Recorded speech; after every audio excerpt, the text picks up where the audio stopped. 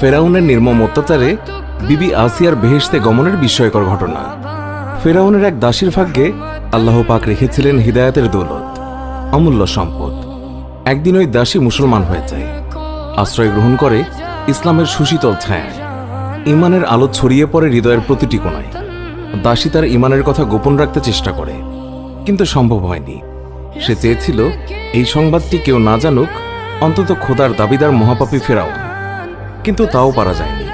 ধীরে ধীরে একসময় ফেরাউনের কানেও পৌঁছে যায় দাসীর ইমান আনয়নের সংবাদ। ফেরাউন দাসীকে ডেকে পাঠায়, খবরের সত্যতা জানতে চায়। দাসী অকপটে সব কিছু স্বীকার করে। সুতরাং আর যায় কোথায়? দাসীর ছিল 2 কন্যা, তার মাঝে একজন দুগ্ধপায়ী শিশু। একটি বড় পাত্রে তেল গরম করতে নির্দেশ দেয় ফেরাউন।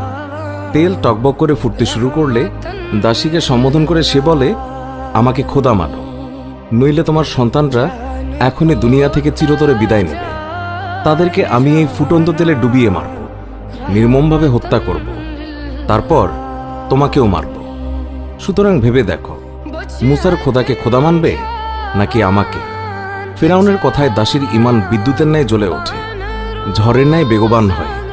সে অবিচল কণ্ঠে বলে, আরে মিথ্যে খোদা, আমার তো মাত্র 2টি মেয়ে।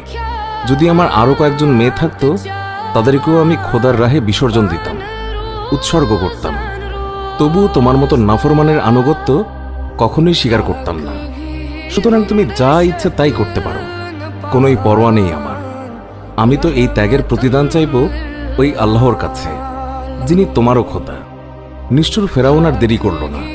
প্রথমে তুলে নিল তার বড় মেয়েটিকে, ছেড়ে দিল ফুটন্ত তেলে। সঙ্গে সঙ্গে মেয়েটির জীবন প্রদীপ নিভে গেল, অঙ্গার হয়ে ভাসতে লাগলো ফুটন্ত তেলের ওপর। আহা, ফেরাউন কত পাষাণ! যদি কোনো মা তার সন্তানকে এইভাবে মরতে দেখে, তাহলে ওই মায়ের কেমন লাগবে, কেমন হবে তার অনুভূতি? এই অনুভূতি কি মানুষের ভাষায় ব্যক্ত করা সম্ভব? না, মোটেও সম্ভব না, অসম্ভব, একেবারেই অসম্ভব। এই ভাব ব্যক্ত করতে পৃথিবীর সকল ভাষা অক্ষম। এখানে এসে পৃথিবীর সকল সাহিত্যই বুঝি অকেজো হয়ে যায়। ভাষা অপারগতা প্রকাশ করে, হৃদয়ে ভেঙে চুরমার হয়।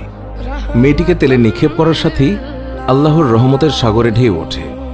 সরে যায় মায়ের সম্মুখ থেকে পার্থিব জগতের পর্দা। অদৃশ্য জিনিস দৃশ্যমান হয়ে ওঠে তার চোখের সামনে।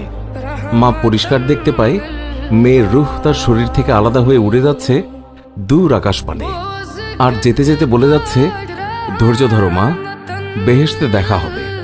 এবার দ্বিতীয় মেয়ের পালা, স্তন্যপায়ী শিশুর পালা, বুকের মানিকের পালা।